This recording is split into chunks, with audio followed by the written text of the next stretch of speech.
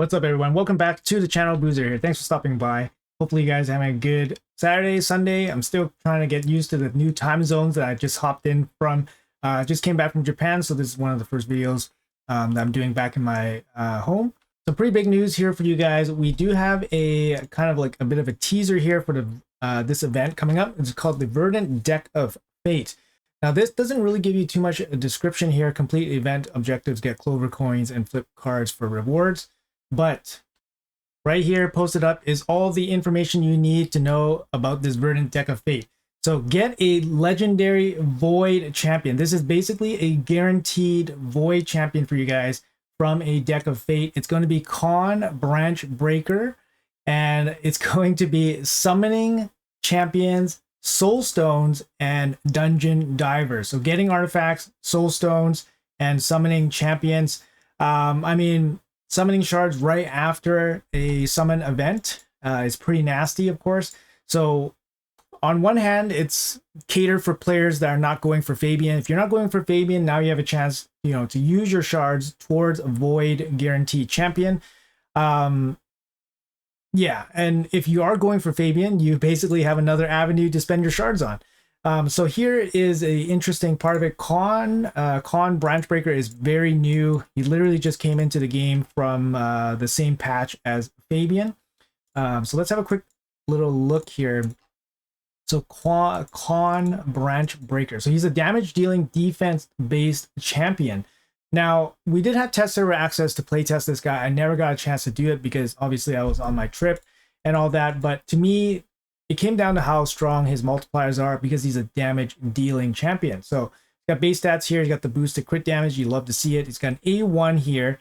He's got, before he attacks, he can remove a random buff. And then this effect cannot be resisted if he has a shield on. So for example, if you have a bolster set or if you have net crit protection on Con, then he will have this ability not be able to be resisted. He also has a block revive on his A1, which is basically the biggest selling point I think in his whole kit. His A1 can block revive, which is really, really good.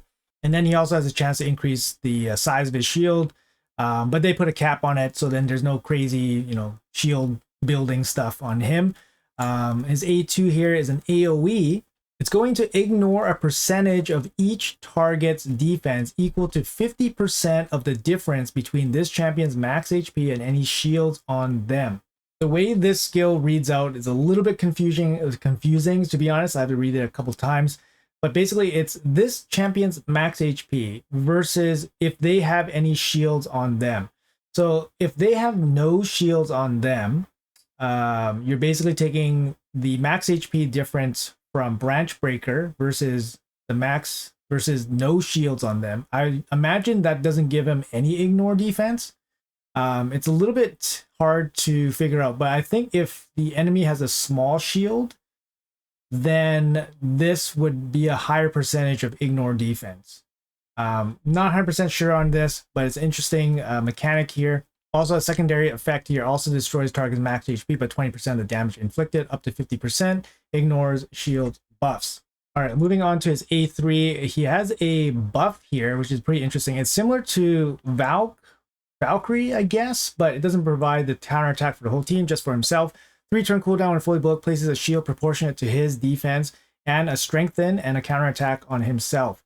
So the shield and strengthen will go on your whole team, counterattack will be on himself. You could even place him in, there's a lot of ways you can kind of take advantage of this. You could go 9-piece protection. You could go, most likely you're probably gonna go with some kind of damage build for him just because to maximize on his A2 and his A1 block revive. But he has possibility to build him in other ways, right? Because he does bring this extra utility as well. His passive here, remove one random debuff from this champion at the start of their turn. At the start of every 4th turn, remove all debuffs from there and place an increased defense on them for 2 turns. Now, 4 turns is not that easy to hit in Arena, so this is not going to happen too often.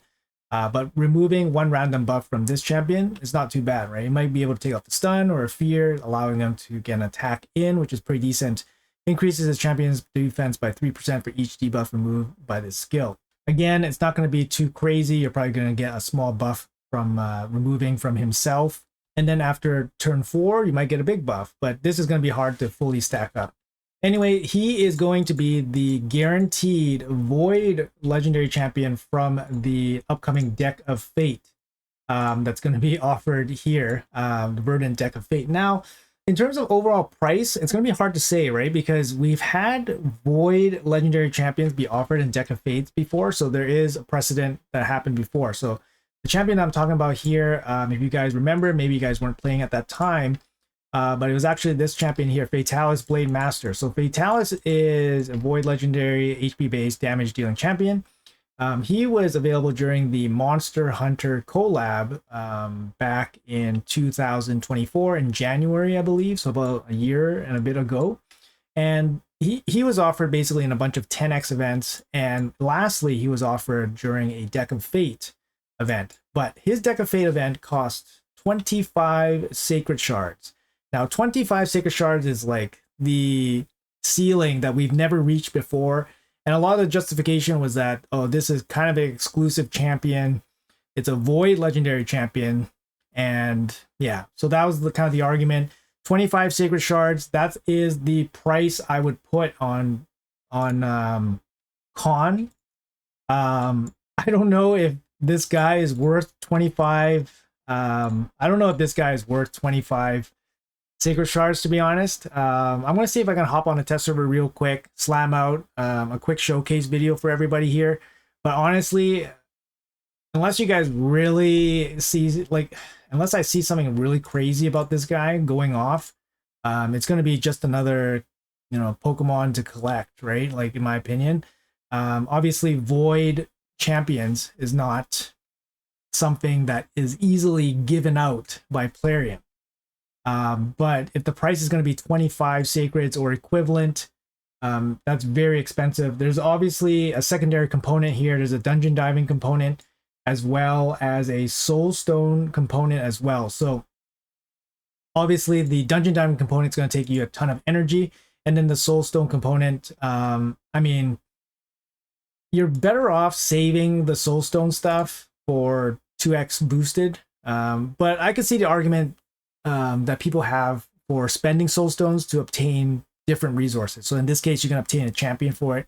So I mean, it's fine. If you were so strapped for shards that you needed to pull soul stones to finish it off, then it is converting this resource into a champion, which is pretty worthwhile. Of course, getting champions is very very important. But yeah, I'm not expecting this is going to be a cheap event, guys. So I'm going to quickly bang out showcase video for Khan and see if he's actually viable, and then I'll give maybe a little bit more context in that video about whether I would participate in this Deck of Fate. I do have a bunch of shards here, but I have to keep in mind myself that I need to finish off the Summon Rush for the Epic for the Fusion. So I haven't done that yet as of this video, so I will be doing that as soon as possible. But yeah, I'll see what my shard situation is. I always love just to get the Pokemon, right, or get the champion if I can reasonably get it. I'm sitting on a bunch of gems here, so maybe I'll just do dungeon diving to try to finish off the Deck of Fate. But honestly, I don't expect it to be anything less than 25 Sacreds worth of shards for this champion. So anyways, guys, let me know what you guys think about this new news here.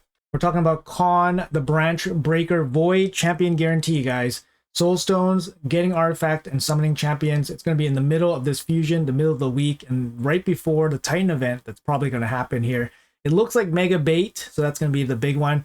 But maybe if they drop it down to 20 Sacred Shards worth, maybe it's worth entertaining the idea.